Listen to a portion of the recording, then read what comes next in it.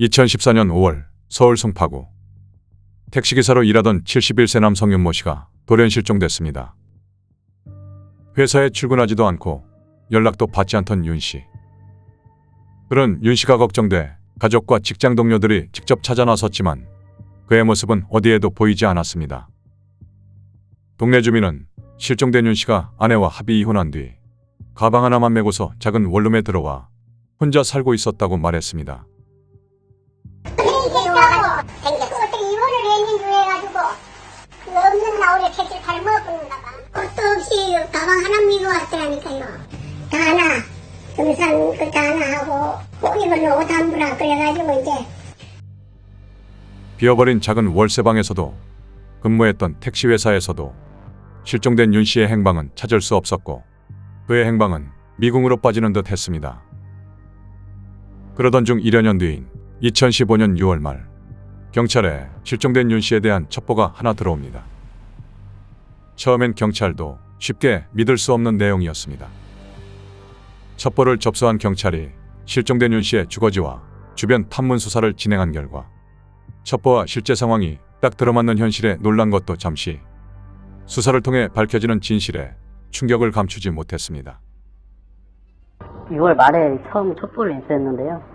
처음에는 이제 보고서 이런 일이 있나 했는데 점점 이제 하다 보니까 이제 정황이 딱딱 들어맞아서 경찰 수사가 진행되고 약 6개월 뒤인 2015년 12월 15일 마침내 경기도 양주의 한 야산에서 실종됐던 윤 씨가 안매장된 상태로 발견됩니다.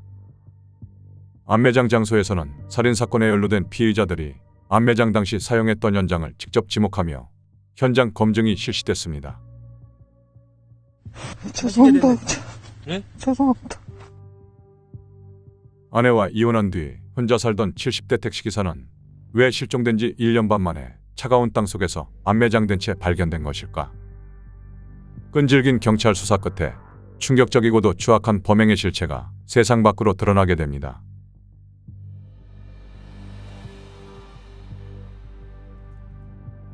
숨진 윤 씨는 1972년 아내 문모 씨와 결혼했습니다.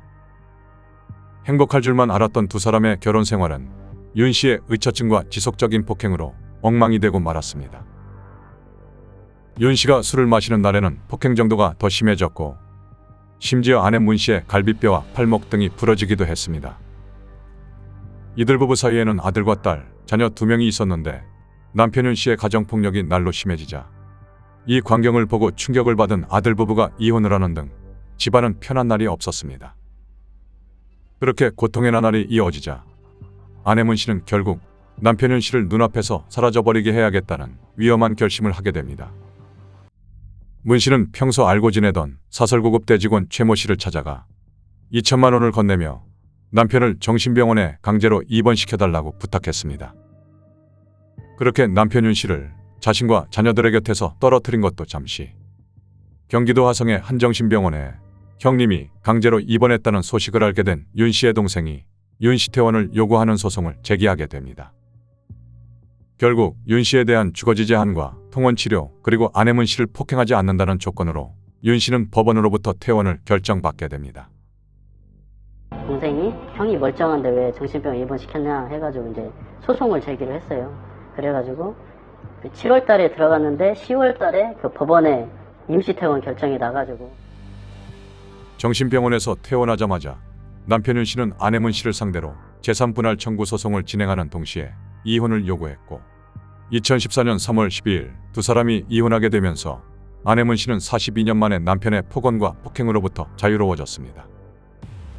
하지만 이 같은 자유도 잠시 전 남편 윤 씨가 아내 문 씨에게 다시 만날 것을 요구하기 시작했습니다. 그리고 아들에게 연락해 20억짜리 엄마 소유의 건물에 대한 재산 분할을 해서 나에게 6억 원을 달라고 요구하기도 했습니다. 문 씨는 전 남편 윤 씨로부터 지속적으로 걸려오는 협박성 전화에 그대로 두면 자녀에게까지 해를 끼칠지 모른다는 불안감을 갖게 됐습니다. 결국 아내 문 씨는 2014년 4월 3일 경기도 용인의 한 커피숍에서 다시 사설고급 대직원 최 씨를 만나 아무도 모르게 남편을 평생 못 나오는 곳에 넣어달라며 그렇게만 해준다면 5천만 원을 주겠다고 제의했습니다. 아내 문 씨의 부탁을 받은 사설고급 대직원 최 씨는 평소 빚에 시달리며 힘들어한 동료 김모 씨가 떠올랐고 김 씨에게 전화해 전 남편 윤 씨를 살해해주면 아내 문 씨에게서 받을 살해비 5천만 원을 모두 주겠다며 살인을 의뢰했습니다. 거액을 주겠다는 제안에 살인 의뢰를 받아들인 동료 김 씨는 자신의 친한 후배인 한모 씨에게 우리 같이 윤 씨를 해치우자고 권유해 한 씨까지 끌어들이면서 이들은 극악무도한 살인 청부업자의 길로 나서게 됩니다. 2014년 4월 28일 이들은 서로 휴대폰 문자를 주고받으며 전 남편 윤 씨를 살해할 계획을 세운 뒤 살인 계획을 하나씩 실천해 옮깁니다. 이들은 2014년 5월 10일 경기도 양주시에 있는 야산으로 가서 삽과 곡괭이를 이용해 현장에 미리 구덩이를 파두는 치밀함을 보였습니다. 전 남편 윤 씨를 살해한 뒤 파묻을 장소를 마련해 둔 겁니다. 그로부터 이틀 뒤인 2014년 5월 12일 새벽 3시경 전 남편 윤 씨의 주거지가 있는 서울 송파구의 한 노상에서 윤 씨를 승합차에 태워 납치한 이들은 미리 준비해둔 암매장 현장으로 끌고 갔습니다. 그리고 같은 날 새벽 5시경 경기도 양주의 사건 현장에서 이들은 윤 씨의 얼굴에 테이프를 둘둘 감아 질식시켜 살해했고 미리 파둔 구덩이에 윤 씨를 밀어 넣어 암매장했습니다. 일사천리로 흉악한 범행을 마친 이들은 자신들의 몫을 챙기기 바빴습니다. 새벽에 범행을 마친 뒤 그날 오후 1시경 아내 문 씨가 사설고급 대직원 최 씨에게 5천만 원을 전달했는데 최 씨는 약속대로 5천만 원을 모두 직접 살인을 저지른 김 씨에게 건넸으며 김 씨는 후배 한 씨에게 1,400만 원을 주고 자신은 3,600만 원을 챙겼습니다.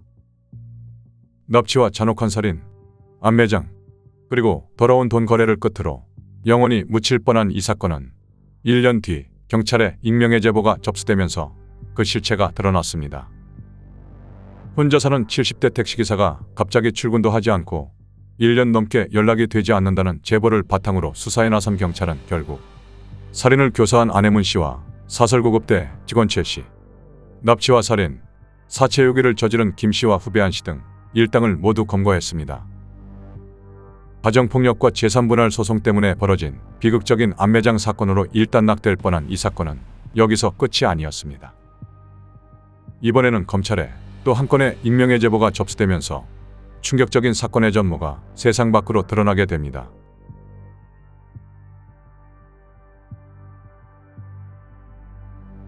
(2016년 4월) 대전지검으로 들어온 제보의 내용은 가히 충격적이었습니다. 전 남편 윤 씨를 직접 납치해 살해한 뒤 암매장하는 일련의 범행을 주도한 혐의로 교도소에 복역 중이던 김 씨로부터 추가 범행이 있다는 말을 들었다는 것입니다.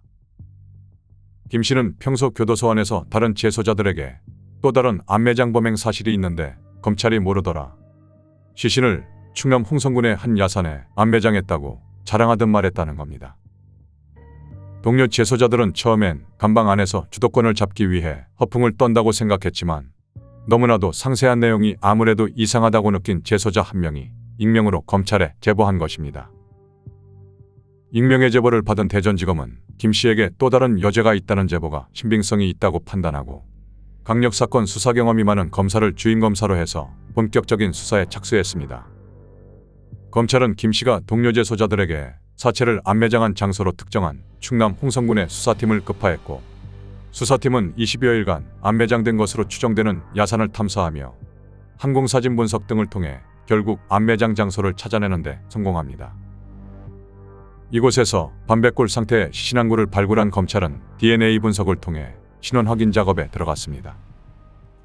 그렇게 확인된 백골 시신의 신원은 49세 남성 안모 씨. 안 씨는 대체 무슨 일로 아무도 모르는 차디찬 땅속에 묻혀 있었던 걸까?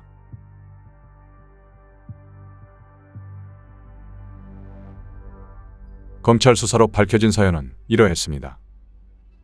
교도소 안에서 또 다른 범행이 있다고 떠벌린 김 씨는 70대 택시기사를 살해하고 암매장하기 넉 달 전인 2014년 1월 사설고급대에서 일하며 알고 지내던 병원 행정부장 박모 씨로부터 귀가 솔깃한 제안을 듣게 됩니다. 행정부장 박 씨는 우리 병원에 알코올 의존증으로 입원 치료를 받았던 안 씨라는 환자가 있는데 이혼 이자료로 받은 재산이 많다면서 납치해서 돈을 뺐자고 말한 것입니다. 당시 46세이던 김 씨에게는 9천만 원이라는 큰 빚이 있었는데 이를 제때 갚지 못해 채권자로부터 심한 빚 독촉에 시달리고 있었습니다. 김 씨는 행정부장 박 씨와 공모해 납치 강도를 벌이기로 하고 치밀한 범행 계획을 하나하나 실행에 옮깁니다. 곧바로 안 씨와 평소 친분이 있던 병원의 환자 이송 운전기사에게서 안 씨의 거주지를 알아냈습니다.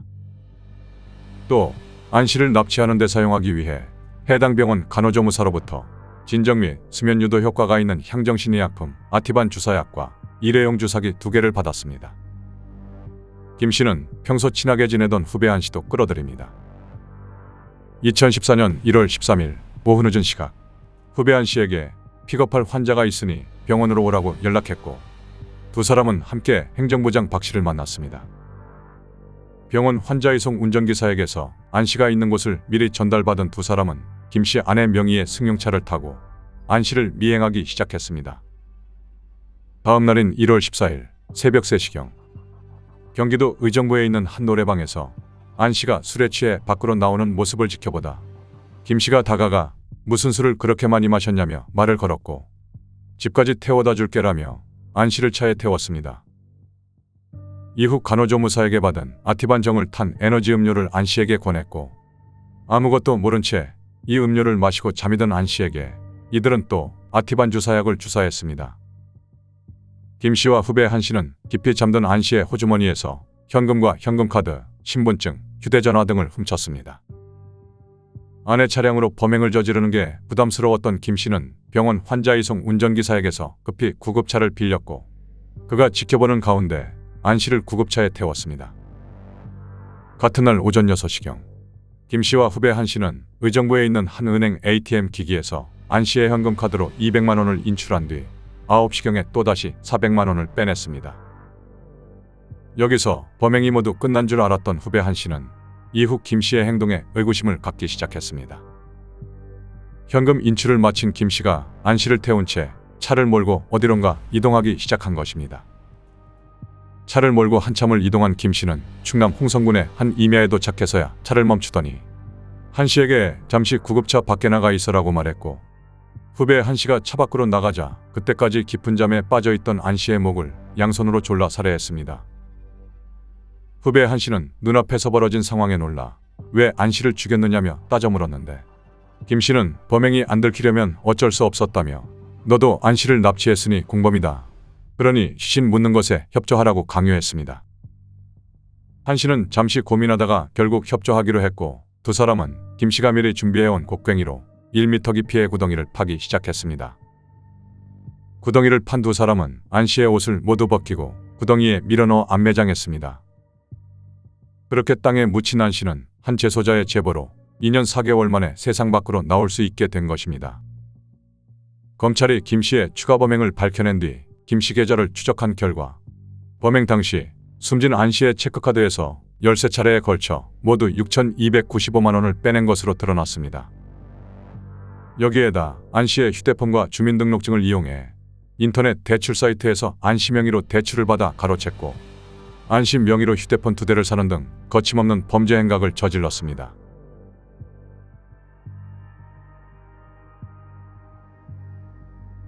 남편 청부 살해 안매장 사건에 이어 강도살인 안매장 사건까지 추가로 드러나면서 두 사건이 병합심의되다가 분리되기도 하면서 재판이 복잡하게 진행됐는데 2017년 11월에야 최종 판결이 이뤄졌습니다.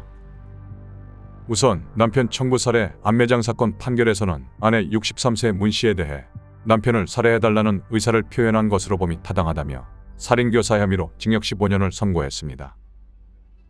사설고급 대직원 36살 최 씨에게는 아내 문 씨로부터 받은 돈 5천만 원 전부를 그대로 전달해 경제적 이득이 없는 점 등을 참작했다며 역시 살인교사 혐의로 징역 15년을 확정했습니다. 강도살인 안매장 사건 판결에서는 두 범행을 주도적으로 이끌었던 주범 47세 김 씨에게 검찰이 사형을 구형하는 게 설득력이 있을 정도로 사회에서 용인할 수 없는 매우 나쁜 행동이었다며 무기징역을 선고했습니다.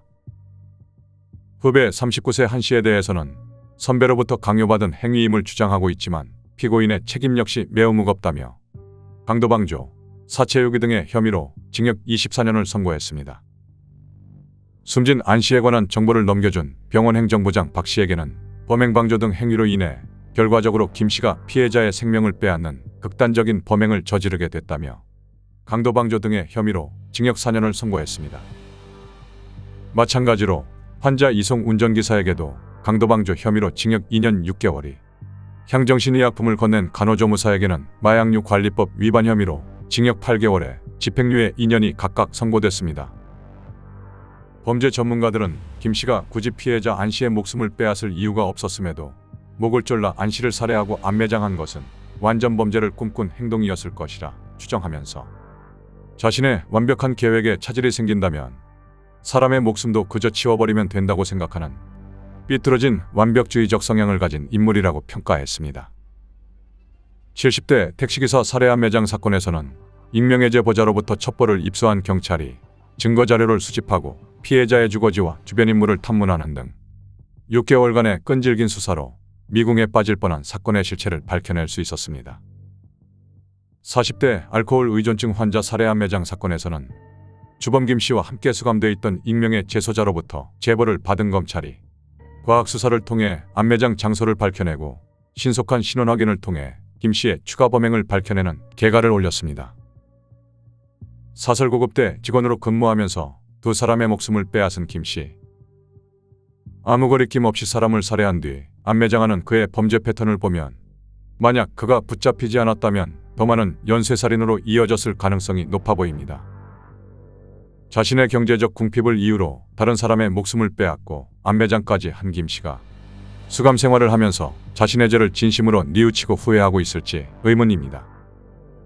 피해자들의 명복을 빕니다.